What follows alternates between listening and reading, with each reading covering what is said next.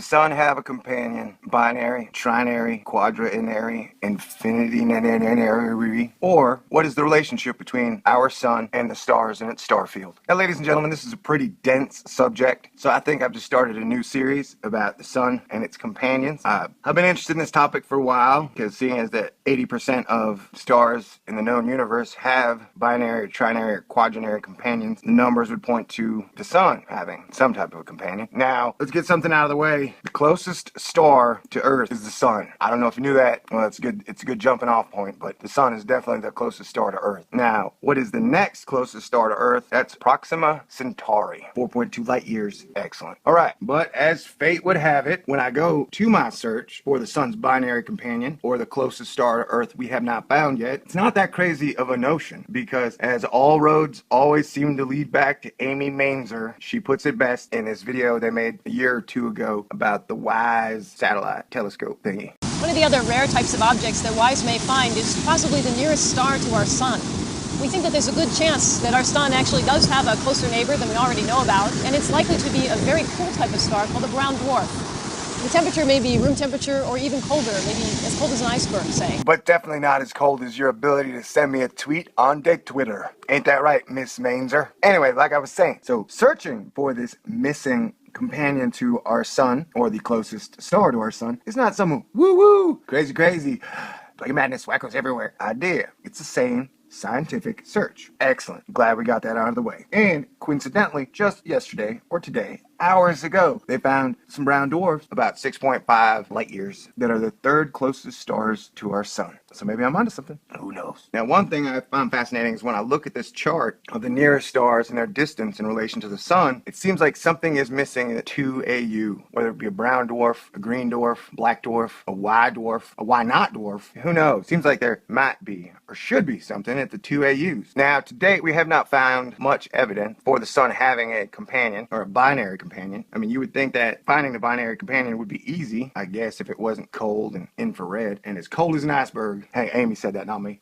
Like, that's why with something like comet Ison, it would be very interesting to track it back along its path to see where it came from. And maybe if along that path we could find our binary companion, if the sun happens to have one. Now, when I look at the star field, I can't help but think that light is a lot like water, meaning that if a river touches the lakes at the top and then the ocean at the bottom, unless you're counting individual drops of water, that lake is touching both the river and the lake at all times. Kind of like our sun's light is connected to the light of Sirius and is connected to the light of Alpha Centauri, Alpha Proxima Centauri at all times, like a river. So to me, in many ways, light is instantaneous. There's almost a philotic web connection, if you're familiar with Ender's Game. If these suns are all connected in some way. In that way, when science guarantees us that the sun has enough fuel for 5 billion years, I raise an eyebrow and throw up an asterisk, because to me, a sun's evolution, or a star's evolution, or de-evolution, is probably based on the environment around it, the suns around it, the stars around it, the neutron stars around it, the brown dwarfs, the black dwarfs, the black holes, dark matter. That star formation, and as it goes along the star sequence, is based more on its interaction with the other stars and the other elements around it, as opposed to just the fuel it has. I don't think science sees it this way, but that is the great thing about the Thor News channel, is sometimes I can go outside of science, because I don't know everything, especially when it comes to stars. Know what I'm saying? Man, I sure would like to fly to another star, though. Now, okay, and coincidentally, NASA is going to be putting the Hubble in 2014 and 2016 on Proxima Centauri. It says that will be the best time to get a look at it and the planets that are around it, because the Alpha Centauri region does have some habitable zones that life could live in. Ain't that interesting? Man. Oh, another thing that I do think is fascinating, besides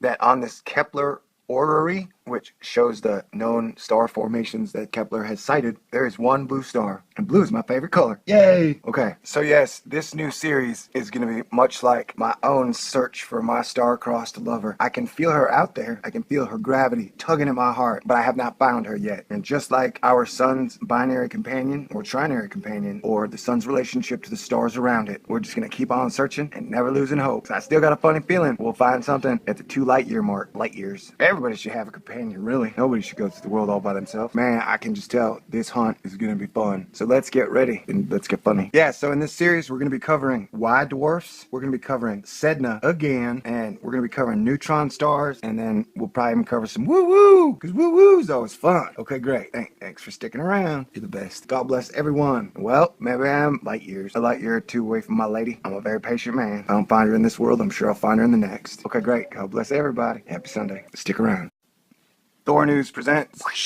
Does the sun have a companion? Binary, trinary, quadrinary, infinity, or what is the relationship between our sun and the stars in its star field? Now, ladies and gentlemen, this is a pretty dense subject, so I think I've just started a new series about the sun and its companions. I've been interested in this topic for a while, because seeing as that 80% of stars in the known universe have binary, trinary, or quadrinary companions, the numbers would point to the sun having some type of a companion. Now, let's get something out of the way. The closest star to Earth is the sun. I don't know if you knew that. Well, it's a good jumping off point, but the sun is definitely the closest star to Earth. Now, what is the next closest star to Earth?